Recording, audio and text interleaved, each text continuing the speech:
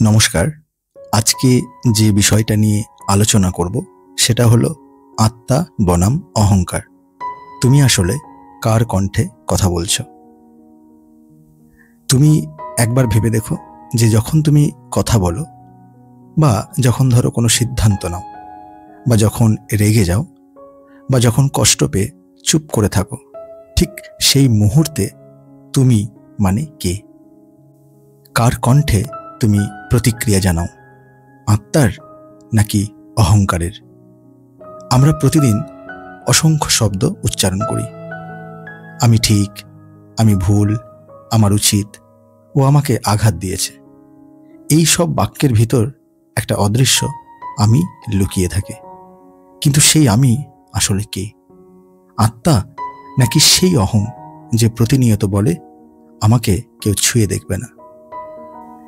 একটু খেয়াল করে দেখো, যখন কেউ তোমাকে অপমান করে, ভিতরে সঙ্গে সঙ্গে একটা কণ্ঠ বলে ওঠে, ওকে আমি দেখিয়ে দেব।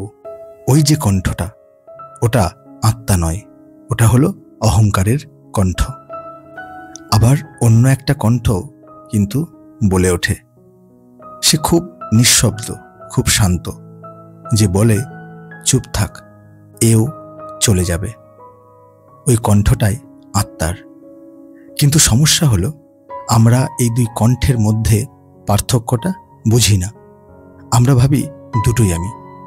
আর ফলে কি হয়, যখন অহংকারের কণ্ঠে আমরা কথা বলি, আমরা আসলে নিজের আত্মাকে হারিয়ে ফেলি। তুমি একবার নিজের ভিতরের সংলাপটা কোনোদিন শুনে দেখো। প্রতিদিন তোমার মধ্যে যে কথোপকথন চলে, সেখানে একটা কণ্ঠ শান্ত, আর একটা উগ্র কণ্ঠ, একটা আলো আর একটা আগুন, একটা তোমাকে মুক্তি দেয় আর একটা তোমাকে বন্দি করে। তোমার প্রতিটি সিদ্ধান্তের পিছনে এই দুই শক্তি কাজ করে, একটা আত্মার শক্তি আর একটা অহংকারের প্রভাব। আর এই দুইয়ের মধ্যে পার্থক্য বোঝার ক্ষমতাটাই হলো চেতনার প্রথম ধাপ। এবার আসবো অহংকারের জন্ম, আমি থেকে আমার পর্যন্ত। দেখবে আমরা বলি আমরা জানি, বা আমার মতো করে না ভাবলে ভুল হবে, কিংবা ধরো আমার মান সম্মান কেউ ছুঁয়ে দেখলে চলবে না। দেখলে তো, প্রতিটা বাক্যের শুরুতেই একটা আমি আছে, কিন্তু সেই আমিটা খুব সূক্ষ্মভাবে বদলে গেছে, আমি থেকে আমার। এই যে পরিবর্তন, এই পরিবর্তনটাই হলো অহংকারের জন্ম মুহূর্ত। আত্মার ভাষায় আমি মানে অস্তিত্ব, অহংকারের ভাষায় আমি মানে হলো অধিকার। একটাতে থাকে চেতনা, আর একটাতে থাকে বেষ্টন। তুমি ভেবে দেখো একবার, একজন মানুষ যখন বলে যে আমার কাজ, আমার সম্পর্ক, আমার সাফল্য, আমার বিশ্বাস, এখানে একটা অদৃশ্য ছায়া আছে। সে জিনিসগুলোকে ভালোবাসে না, সে তাদের শুধু নিজের বলতে চায়। এই নিজের বলার ইচ্ছায় আসলে বন্ধনের শুরু। শ্রীকৃষ্ণ গীতাতে বলেছেন, অহংকার, মায়া, ক্রোধ, দম্ভ সব এক সূত্রে বাঁধা। অহংকার মানে এমন এক মায়ার পর্দা, যেখানে মানুষ ভাবে সেই কর্তা, সেই নিয়ন্তা, আর সেই ভাবনার আড়ালে ঢেকে যায় আত্মার দীপ্ত আলো। একটা ছোট উদাহরণ দিই। ধরো তুমি একটা কাজ করেছো, মন দিয়ে ভালোবেসে করেছো কাজটা, কিন্তু হঠাৎ কেউ এসে বলল যে তুমি একটু ভুল করেছো। তুমি সঙ্গে সঙ্গে কেমন একটা রাগ, কষ্ট, অস্বস্তি অনুভব করলে। ওই যে অনুভূতিটা, ওটাই কিন্তু অহংকারের প্রথম আওয়াজ। তোমার আত্মা জানে কেউ তোমার মূল্য কমিয়ে দিতে পারে না, কিন্তু অহংকার চিৎকার করে বলে ওরা তোমাকে ছোট করে দিল। অহংকারের মজাটা এখানেই। সে নিজে নেই, কিন্তু নিজেকে সর্বদা কেন্দ্রে বসাতে চায়। সে আসলে একটা ছায়া, কিন্তু আলোকে আড়াল করে রাখতে সে ভালোবাসে। আত্মা চুপ থাকে, কারণ সে জানে মানুষ যত বেশি আমার বলতে থাকে, ততই সে নিজের আত্মাকে ভুলে যায়। আমি মানে ছিল আমি আছি, কিন্তু আমার মানে হয়ে গেল আমি বেঁধে ফেলেছি। এভাবেই অহংকার জন্ম নেয়। ভালোবাসা থেকে মালিকানা, জ্ঞান থেকে দাম্ভিকতা, আত্মবিশ্বাস থেকে আত্ম অন্ধতা। আর এই সূক্ষ্ম অন্ধতায় আত্মার ওপর ফেলে দেয় একটা মোটা অদৃশ্য ছায়া। এবার আসব আত্মা বনাম অহং, কে কাকে নিয়ন্ত্রণ করে। আমরা ভাবি যে আমরা একটাই মানুষ, কিন্তু বাস্তবে আমাদের ভিতরে আছে দুটি সত্তা, একটি আত্মা, অন্যটি অহং। দুজন একই শরীরে বাস করে, একজন পর্যবেক্ষক আরেকজন প্রতিক্রিয়াশীল। আত্মা হল নীরব, স্থির, সচেতন। সে দেখে, বোঝে, অনুভব করে, কিন্তু প্রতিক্রিয়া দেয় না। সে জানে কখন থামতে হয়, কখন কিছু না বলাই সঠিক। সে জানে যে কোন মুহূর্তে কিছু বলা মানেই হলো নিজের আলোকে নষ্ট করা। অহং হলো তার ঠিক বিপরীত। সে চঞ্চল, তীব্র, তৎক্ষণাৎ প্রতিক্রিয়াশীল। সে কখনো অপেক্ষা করতে শেখেইনি। কেউ আঘাত দিলে সে সঙ্গে সঙ্গে বলে ওঠে, আমি তোকে দেখিয়ে দেব। আবার ধরো কেউ প্রশংসা করলে সে ভাবে, আমিই শ্রেষ্ঠ। অহংয়ের কণ্ঠ কখনো নীরব হয় না। সে সর্বদা নিজের অস্তিত্ব প্রমাণ করতে ব্যস্ত থাকে। যখন সিদ্ধান্ত আসে অহং থেকে, তখন সৃষ্টি হয় সংঘর্ষ। অহংয়ের সিদ্ধান্ত দ্রুত হয়, কিন্তু ভুলের সম্ভাবনায় ভরা। কারণ সে রাগে, প্রতিযোগিতায়, আত্মরক্ষায় কাজ করে। সে দেখে না সত্য, সে শুধু দেখে নিজের গুরুত্বটাকে। একটা ছোট উদাহরণ দিই। ধরো কেউ তোমার সঙ্গে কোনো অন্যায় আচরণ করলো। ভিতরে সঙ্গে সঙ্গে দুটো কণ্ঠ কিন্তু বলে উঠবে। একটা কণ্ঠ বলবে, তুমি উত্তর দাও, তাকে বুঝিয়ে দাও। আরেকটা কণ্ঠ খুব শান্তভাবে বলবে, তুমি যদি এখন চুপ থাকো, সত্য নিজে থেকেই প্রকাশ পাবে। যদি তুমি প্রথম কণ্ঠের কথা শোনো, তুমি প্রতিক্রিয়া জানাবে, ঝগড়া করবে, আর পাবে কি? অপমান। কিন্তু যদি দ্বিতীয় কণ্ঠের কথা তুমি শোনো, তুমি নিজের ভিতর একটা অদ্ভুত শান্তি টের পাবে, যেখানে জেতা কিংবা হারার প্রশ্নই থাকবে না। প্রথম কণ্ঠটা অহংয়ের, আর দ্বিতীয়টা আত্মার। যখন আত্মা নেতৃত্ব দেয়, তখন আসে শান্তি। আত্মা তাড়াহুড়ো করে না। সে বলে, যা ঘটছে সেটাই শিক্ষা। সে জানে প্রতিটি অভিজ্ঞতা ঈশ্বরেরই পরিকল্পনা। আত্মা কখনো প্রতিদ্বন্দ্বিতা করে না, কারণ সে জানে যে আলো নিজের ভিতর জ্বলে তাকে কেউ নিভিয়ে দিতে পারে না। অহংকারের হাতে থাকলে জীবন কিন্তু একটা যুদ্ধক্ষেত্র হয়ে যায়, আর আত্মার হাতে থাকলে জীবন এক সাধনায় পরিণত হয়। অহং চাই প্রমাণ করতে, আত্মা চাই বুঝতে। অহং চাই জিততে, আত্মা চাই শিখতে। অহং চাই বাহ্যিক সম্মান, আর আত্মা চাই অন্তরের শান্তি।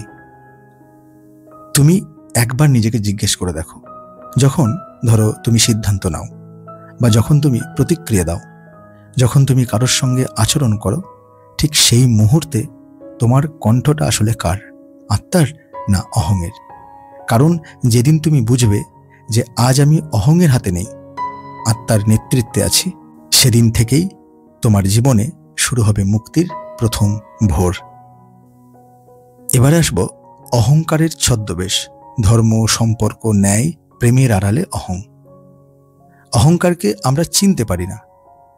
কেন বলতো? কারণ সে কখনো নিজের আসল মুখ নিয়ে আসে না। সে মুখোশ পরে আসে, কখনো ধর্মের মুখোশে, কখনো ভালোবাসার মুখোশে, আবার কখনো বা ন্যায়বোধের মুখোশে। আর এই কারণেই সে সবচেয়ে বিপজ্জনক। কারণ তাকে আমরা পাপ বলি না, তাকে আমরা বলি ধর্ম, কিংবা ভালোবাসা, কিংবা সততা। ধর্মের আড়ালে অহং কিরকম হয়? দেখবে মানুষ ভাবে, আমি ধর্মরক্ষক, আমি সত্যের জন্য লড়ছি, কিংবা ধরো আমি ঈশ্বরের পক্ষ। কিন্তু ঈশ্বরকে কেউ রক্ষা করে না, কেউ রক্ষা করে না। কারণ ঈশ্বর নিজেই সবকিছুর রক্ষক।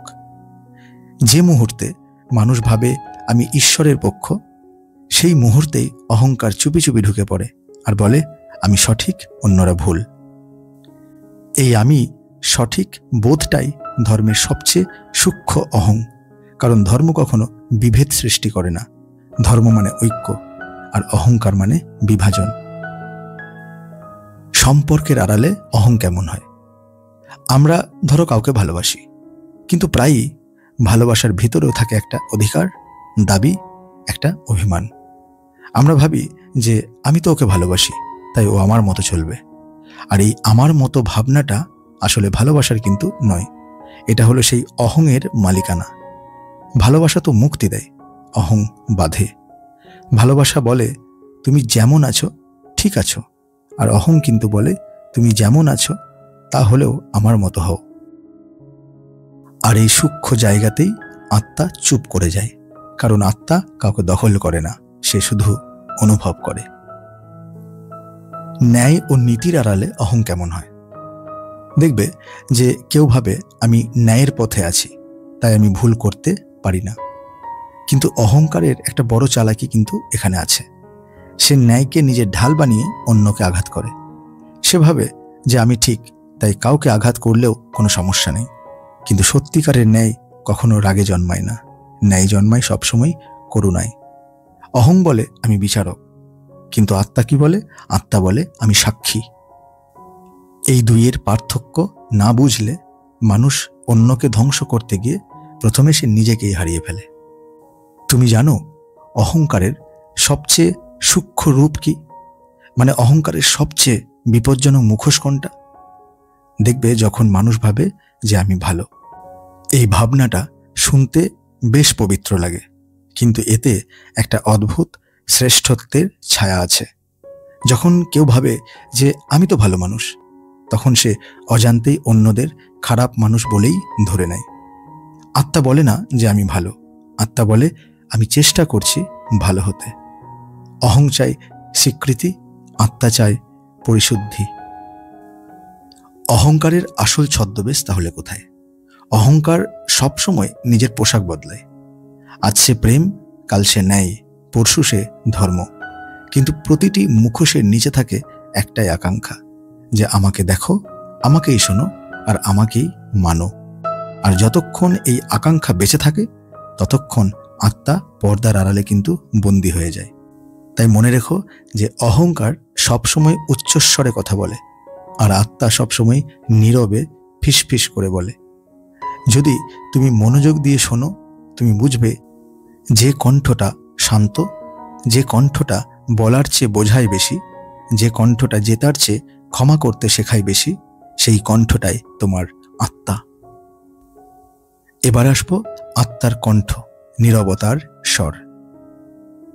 আত্মার কণ্ঠ কখনো চিৎকার করে না, সে কাউকে বোঝাতে চায় না, সে কাউকে দমনও করে না।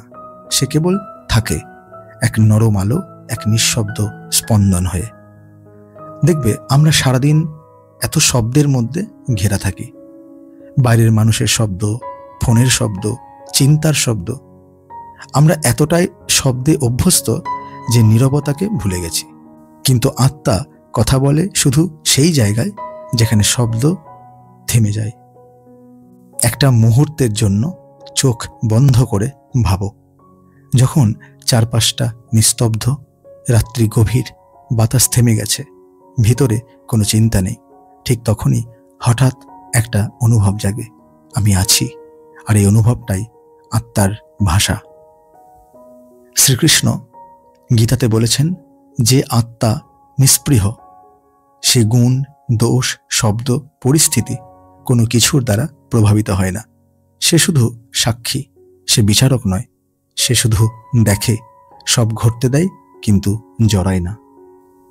এই কারণেই আত্মার কণ্ঠ কখনো তর্ক করে না, সে কেবল বলে চুপ থাকো, দেখো আর শেখো। তাহলে তুমি হয়তো বলবে যে কিভাবে আত্মার কণ্ঠ শোনা যায় দৈনন্দিন জীবনে? এটাই হলো আসল প্রশ্ন। তুমি আত্মার কণ্ঠ শুনবে কিভাবে? তার জন্য তোমাকে না তো পাহাড়ে যেতে হবে, ধ্যান করতে হবে ঘন্টার পর, সেটাও আমি বলবো না। তোমাকে কেবল একটু থামতে হবে। যখন কোনো পরিস্থিতিতে রাগ উঠছে তখন একটু থামো। যখন কেউ তোমাকে অন্যায় বলছে তুমি তখনও একটু থামো। যখন তোমার মনে দ্বন্দ্ব চলছে তখনও একটু থামো। এই থামার মুহূর্তটাই আত্মার দরজা। অহংকার চায় তৎক্ষণাৎ উত্তর দিতে, কিন্তু আত্মা চায় তৎক্ষণাৎ বুঝতে। যখন তুমি থেমে যাও, ভিতরের কণ্ঠ শুনতে পাও, খুব নরম, খুব শান্ত একটা স্বর, যে বলে যে তুমি ঠিক আছো, কিছু করতে হবে না। ওটাই তোমার আত্মা। এই নীরবতার কণ্ঠ শুনতে শেখা মানে নিজেকে প্রথমবার চেনা। এটা এমন একটা অনুভব যেখানে তুমি আর কারো শত্রুও নও, আবার কারো বিচারকও নও। তুমি কেবল সাক্ষী। তুমি বুঝবে যে তর্কের মধ্যে শান্তি নেই, কারণ শান্তির মধ্যে তর্ক মরে যায়। এই নীরবতার মধ্যেই আত্মার কণ্ঠ শোনা যায়, যা কোনো ভাষা জানে না, কিন্তু সব ভাষার উৎস। তাই প্রতিদিন একটু সময় রাখো নীরবতার সঙ্গে বসে থাকার জন্য। কোনো প্রশ্ন করতে হবে না, আবার কোনো উত্তরও খুঁজতে হবে না, কারণ আত্মা কথা বলে না শব্দে, সে কথা বলে শূন্যতায়, আর সেই শূন্যতায় পূর্ণতার প্রথম ধ্বনি। এবার আসবো সমাপ্তিতে, আত্মজাগরণের পথ। যখন তুমি নিজের ভিতরের দ্বন্দ্ব চিনে ফেলো, যখন বুঝতে পারো যে তোমার ভিতরে দুটো কণ্ঠ আছে, একটা চিৎকার করে আর একটা নীরবে ফিসফিস করে, সেদিন থেকেই শুরু হয় আত্মজাগরণ। অহংকার চিনে ফেলা মানেই অর্ধেক মুক্তি, কারণ যতক্ষণ তুমি জানো না যে তোমার শত্রু আসলে কে, ততক্ষণ তুমি ভুল মানুষের সঙ্গে লড়ছ। আর ভুল লড়াইয়ে জেতা মানে হলো বৃথা জয়। কিন্তু যেদিন তুমি বুঝবে যে আমার শত্রু বাইরে নয়, ভিতরে, সেদিন থেকেই তুমি ঈশ্বরের দিকে এক ধাপ এগিয়ে যাবে। অহং সবসময় বলে যে আমিই করলাম, আমারই প্রাপ্য, কিন্তু আত্মা বলে সবই তার দ্বারা ঘটছে, আমি কেবল সাক্ষী। অহংকার চাই নিয়ন্ত্রণ, কিন্তু আত্মা চাই আত্মসমর্পণ। এই দুই শক্তির সংঘাতেই তৈরি হয় আমাদের জীবন, আর তাদের মিলনেই জন্ম নেয় আমাদের চেতনার পরিপূর্ণতা। একটা সময় আসে যখন মানুষ সব বোঝে, রাগ, অভিমান, প্রতিযোগিতা, প্রমাণ সবই অর্থহীন। যা অর্থপূর্ণ তা হলো সেই নীরব শান্তি, যেখানে আত্মা বলে আমি আছি, সেটাই যথেষ্ট। আত্মজাগরণ মানে পাহাড়ে বসে ধ্যান করা নয়, এটা মানে প্রতিদিন নিজের ভিতরের কণ্ঠগুলোকে আলাদা করতে শেখা। যে কণ্ঠ তাড়াহুড়োই পরিপূর্ণ সে অহং, যে কণ্ঠ ধৈর্য ধরে অপেক্ষা করে সে কণ্ঠ আত্মার। আর এই পার্থক্য বুঝতে শেখা মানেই মুক্তির প্রথম পাঠ। শ্রীকৃষ্ণ গীতাতে বলেছেন যে সর্বত্র আত্মাকে দেখে সে কখনো আমায় হারায় না, আমিও তাকে হারাই না। আত্মজাগরণের পথ শুরু হয় এখান থেকেই, যখন তুমি নিজের ভিতরের আলোকে সব কিছুর মধ্যে দেখতে শুরু করো। অতএব যে নিজের অহংকে চেনে সে প্রথমবার নিজের আত্মার কণ্ঠ শুনতে পায়। যে নিজের আত্মাকে শোনে সে প্রথমবার ঈশ্বরের সঙ্গে কথা বলে। ভিডিওটা এখানেই শেষ করলাম। যদি এই ভিডিও থেকে শেখার মতো বিন্দুমাত্র কিছু থাকে, তাহলে একটা লাইক, শেয়ার, কমেন্ট, একটা সাবস্ক্রাইব আমার সবচেয়ে বড় প্রাপ্তি হবে। খুব তাড়াতাড়ি পরের ভিডিও নিয়ে আসছি। ভালো থেকো বন্ধু।